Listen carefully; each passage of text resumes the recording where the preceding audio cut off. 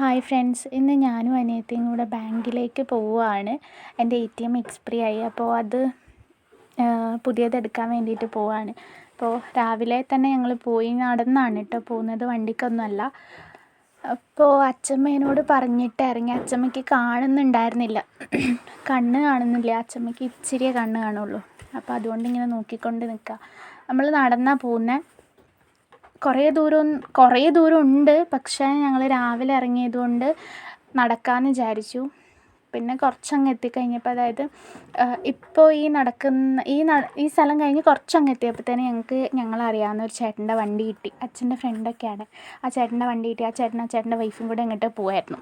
അപ്പോൾ ആ ചേട്ടൻ്റെ വണ്ടി കിട്ടി. അത് കഴിഞ്ഞിട്ട് പിന്നെ ഞങ്ങൾ ബാങ്കിലെത്തി. ബാങ്കിൽ കുറച്ചധികം നേരം വെയിറ്റ് ചെയ്യേണ്ടി വന്നു കേട്ടോ. അത് കഴിഞ്ഞ് ഞങ്ങൾക്ക് ഇത് റെഡിയാക്കി കിട്ടി.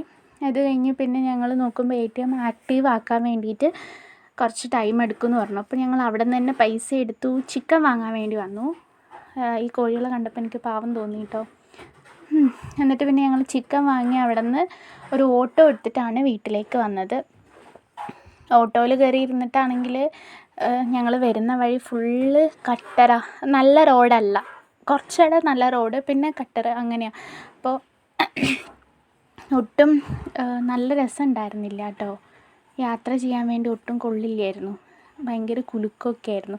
ഞാൻ നോക്കുമ്പോൾ ഒരുത്തി അവിടെ ഇങ്ങനെ ഇരുന്ന് ആസ്വദിക്കുക. എന്താണോ എന്തോ, അവൾ അങ്ങനെ ഇരുന്ന് ആസ്വദിക്കുക. ഞാൻ വിചാരിച്ചു അവൾ അവിടെ ഇല്ല, ഓട്ടോയിലില്ല, വേറെ എങ്ങോട്ടോ പോയെന്ന് വിചാരിച്ചത്. കുറച്ച് നേരം കഴിഞ്ഞപ്പോഴത്തേനും ആൾ നോർമലായി. പൊസസ്ഡ് ആയ പോലെ ഇരിക്കുന്നുണ്ടായിരുന്നു അവിടെ. അനങ്ങുന്നേ ഇല്ല, ഒറ്റ ഇരിപ്പാണ്. വണ്ടി അനങ്ങുമ്പോൾ മാത്രം ചെറുതായിട്ട് അങ്ങോട്ടും ഇങ്ങോട്ടും അനങ്ങുന്നല്ലാതെ അനങ്ങുന്നേ ഇല്ല. പിന്നെ ഞങ്ങൾ വീട്ടിലെത്തി കഴിഞ്ഞപ്പോൾ അച്ഛനൊക്കെ പണിയായിരുന്നു. അത് കഴിഞ്ഞ് അവിടേക്ക് ഞാൻ ആദ്യം പോയില്ല.